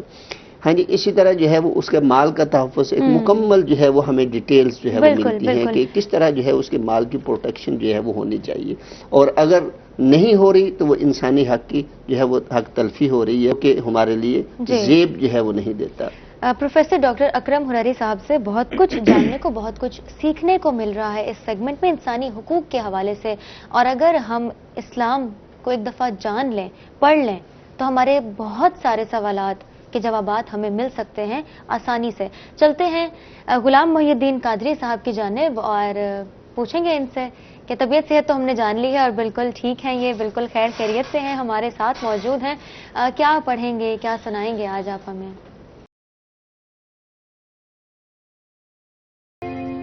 ویلکم بیک جی، ایک دفعہ پھر سے آپ کو خوش آمدید کہتے ہیں۔ روہی ایٹ 10 میں ابھی کا جو سیگمنٹ چل رہا ہے، بہت ہی خوبصورت نعتیہ کلام پیش کیا غلام محی الدین قادری صاحب نے۔ خوبصورت آواز، خوبصورت ادائیگی اور خوبصورت کلام، ماشاءاللہ ماشاءاللہ، جتنی تعریف کی جائے کم ہے۔ بڑھتے ہیں واپس ہم اپنی ڈسکشن کی جانب۔ انسانی حقوق کے حوالے سے بات ہو رہی تھی اور پلیز ڈاکٹر صاحب بات کو کنٹینیو کیجیے گا۔ میثاق مدینہ کا آپ ذکر کر رہے تھے۔ ہاں جی، بات ہم کر رہے تھے کہ اللہ رب العزت نے آبرو کا بھی جو ہے وہ تحفظ فرمایا ہے۔ سائیکالوجی تو آج کہہ رہی ہے نا کہ اسپیس ڈسٹینس ہونا چاہیے، ہاں جی، اس میں جو ہے وہ ہر ایک کو جو ہے اس کی لیمٹ ہو رہی ہے، اور وہ کہہ رہی ہے کہ اتنے فٹ ہو، اتنے فٹ۔ دیکھو اسلام نے جو ہے وہ آج سے 1400 سال پہلے اس چیز کے بارے میں ایک تصور دے دیا کہ آپ کسی کے گھر میں جاتے ہیں تو نوک کر کے جائیں، گھر والوں کو سلام کریں، یہاں تک کہ گھر کے جو افراد ہیں ان کو بھی گھر کے دیگر افراد کے جو کمرے ہیں ان کے کمروں میں داخل ہونے کے بھی آداب اسلام نے جو ہے وہ سکھا دی۔ یعنی ہر ایک کی پرائیویسی کو اسلام نے جو ہے وہ باقاعدہ اس کی وسعت دی ہے، اس کی اجازت دی ہے، اس کی پرمیشن دی ہے۔ ہاں جی، کوئی ایک دوسرے کے معاملات میں جو ہے وہ انٹرفیئر جو ہے وہ کرتا ہوا نظر آئے، خواہ مخواہ جو ہے اس کی بھی جو ہے وہ ہمیں کوئی اجازت نہیں۔ پھر وہی حجت الوداع کا جو ہے وہ آ جاتا ہے کہ آپ علیہ الصلوۃ والسلام نے وہاں عورتوں کے حقوق کا جو ہے وہ تذکرہ کیا، ہاں جی، اس سے قبل جو ہے، اور وہاں پہ بھی یتامہ مساکین کے حقوق کا جو ہے وہ تذکرہ ملتا ہے۔ آپ علیہ الصلوۃ والسلام کی جو قبل از نبوت ہے وہ اس چیز کی جو ہے وہ شاہد ہے۔ آپ علیہ الصلوۃ والسلام ہجرت کر کے جاتے ہیں تو آپ کا جو ابتدائی مختصر خطبہ ہے اس کے اندر جو 3 حصے وہ حقوق العباد سے جو ہے وہ ریلیٹ کر رہے ہیں۔ آپ علیہ الصلوۃ والسلام کا جو ہے وہ الگ سے مسلمان ہونے کے ناطے سے جو ایک دوسرے پر حقوق ہیں ان کا جو ہے وہ تذکرہ فرما رہے ہیں۔ تو معلوم کیا ہوتا ہے کہ اسلام تو ہے ہی حقوق العباد کی ادائیگی کا نام، انسانی حقوق کی ادائیگی کا۔ اسلام بنیادی طور پر جو ہے معاشرے کو خوبصورت بنانا چاہتا ہے، اور سورۃ الحجرات جو ہے اس بات کی شاہد ہے۔ اور سب سے بڑی شاہد اس بات کی یہ ہے کہ آپ علیہ الصلوۃ والسلام مدینہ منورہ میں آتے ہیں تو آ کر جب جائزہ لیا اور پتہ چلتا ہے کہ وہاں پہ جو ہے وہ یہود قبائل آباد ہیں، اوس اور خزرج جو ہے وہ دوسرے ان کی پرانی جو ہے وہ آبادی ہے، اور ساروں کے درمیان کوئی نہ کوئی مخاصمت ہے، اور وہ بنو نذیر، بنو قینقاع، بنو قریظہ، ان کے افراد جو ہے وہاں کی ہر طرح کی جو اس وقت کمیٹیاں تھیں جس بھی شکل میں تھیں، اور اس پر جو ہے وہ چھائے ہوئے تھے، معیشت جو بھی جتنی تھی ان کا اوپر جو ہے وہ ہولڈ تھا، لڑائی جھگڑے تھے آپس میں۔ تو آپ علیہ الصلوۃ والسلام نے وہاں پہ جو 2 سٹیپ لیے، ان میں دوسرا سٹیپ یہی تھا میثاق مدینہ والا، مسجد نبی بنائی اور اس کے بعد جو ہے مواخات قائم کی، اور اس میں جو ہے وہ باقاعدہ جو ہجرت کر کے آنے والے تھے ان کو ایک مقام ملا کہ وہ اب غیر نہیں رہے بلکہ وہ اپنے بن گئے، بھائی بن گئے۔ اور دوسرا سٹیپ جو ہے وہ یہ لیا کہ آپ علیہ الصلوۃ والسلام نے میثاق مدینہ قائم کیا، اور اس کی جو ہے وہ 2 شقیں ہیں۔ ایک تو یہ ہے کہ آپ علیہ الصلوۃ والسلام نے جو وہاں کی مدینہ کی آبادی ہے ان کے ساتھ جو ہے وہ مہاجرین کو جو ہے وہ ساتھ جوڑا ہے، اس میں باقاعدہ جو ہجرت کر کے آنے والے تھے ان کو ایک قبیلے کی حیثیت تھی، یہ بھی اسی طرح جو ہے آپس میں بھائی بھائی بنا دیا، ہاں جی۔ اور مسلمان جتنے بھی تھے ان کو رضاکار کے طور پر کہا کہ یہ فوجی خدمات جب بھی ہوں گی یہ سارے دینے کے لیے جو ہے وہ تیار ہوں گے، اس طرح کے شکات۔ اور دوسرا جو ہے وہ اہم ترین جو ہے وہ پہلو، اور اس میں بھی آپ علیہ الصلوۃ والسلام بالا تر شخصیت ہوں گی کہ اگر کوئی فیصلہ سازی کی نوبت آتی ہے تو آپ علیہ الصلوۃ والسلام ہی فائنل اتھارٹی تصور ہوں گے۔ اور اس کے بعد جو ہے وہ یہود کے جو 3 قبائل تھے ان کے ساتھ جو ہے وہ باہمی جو ہے وہ ایگریمنٹ ہوتا ہے، اور اس میں دیکھیں مزے کی بات جس پہ آج ہمارا نوجوان نبی علیہ الصلوۃ والسلام سے محبت رکھتے ہوئے مشتعل ہو جاتا ہے، آپ علیہ الصلوۃ والسلام کی سیرت کے اس پہلو کو جو ہے وہ دیکھنا مناسب نہیں سمجھتا کہ رسول کریم صلی اللہ علیہ وسلم نے ان کے ساتھ ایگریمنٹ کیا اور ان کو پہلے نمبر پر یہ پرمیشن دی کہ آپ اپنی مذہبی آزادی کے ساتھ جو ہے یہاں پہ رہ سکتے ہیں، کہ رسول کریم صلی اللہ علیہ وسلم اس معاشرے میں زندہ ہیں، اور اس کے باوجود اہل کتاب ہیں وہ اپنے مذہبی عقائد کے ساتھ جو ہے وہاں پہ اپنی زندگی بسر کر سکتے ہیں۔ تو ہمیں بھی سمجھنا چاہیے کہ ایک جو آزادی اللہ رب العزت نے عطا فرمائی ہے اور فطرت کے مطابق آزادی ہے، وہ جب اللہ کے رسول اس کو تسلیم کر رہے ہیں اور اللہ رب العزت کی جو ہے وہ وحی قرآن اس وقت نازل ہو رہا ہے، وہ اس وقت تائید کر رہا ہے، تو ہمیں بھی اسے تسلیم جو ہے وہ کرنا چاہیے، بالکل کرنا چاہیے۔ پھر ان کو جو ہے وہ باقی ایگریمنٹ کی جو ہے وہ شقیں ہیں وہ ساتھ ساتھ جو ہے وہ ریلیٹ ہوتی ہیں کہ آپ علیہ الصلوۃ والسلام کو وہ حاکم تسلیم کریں گے، فیصلہ سازی کی قوت میں آپ علیہ الصلوۃ والسلام فائنل اتھارٹی ہوں گے، مکہ سے یا کوئی بھی مخالف حملہ آور ہوتا ہے تو وہ اگر مخالف یہودیوں کا ہے یا مدینہ والے کسی ایک گروہ کا ہے تو مسلمان ان کا ساتھ دیں گے، مسلمانوں کے خلاف کوئی حملہ آور ہوتا ہے تو وہ ہمارا ساتھ دیں گے، یعنی سارے مل کر جو ہے وہ دفاع کو مضبوط بنائیں گے۔ یہاں سے ہمیں حب الوطنی کا جو ہے وہ اشارہ ملتا ہے کہ ہمیں عقائد کے بعد، نظریات کے بعد، مذہب کے بعد سب سے پہلے جو ہے وہ اپنی جو رہائش گاہ ہے، ہمارا جو علاقہ ہے، ہمارا جو وطن ہے، اس کے تحفظ کے لیے ہمیں کوئی بھی جو ہے وہ کسر پیچھے جو ہے وہ نہیں چھوڑنی چاہیے۔ اس کے دفاع کے لیے آپ علیہ الصلوۃ والسلام نے ان کو جو ہے وہ کھڑا کیا، اور فائنل اتھارٹی آپ علیہ الصلوۃ والسلام ہو گئے، سارے اختیارات آپ علیہ الصلوۃ والسلام کے پاس آ گئے۔ تو اس طریقے سے 2 فائدے جو ہے آپ علیہ الصلوۃ والسلام کو ہوئے۔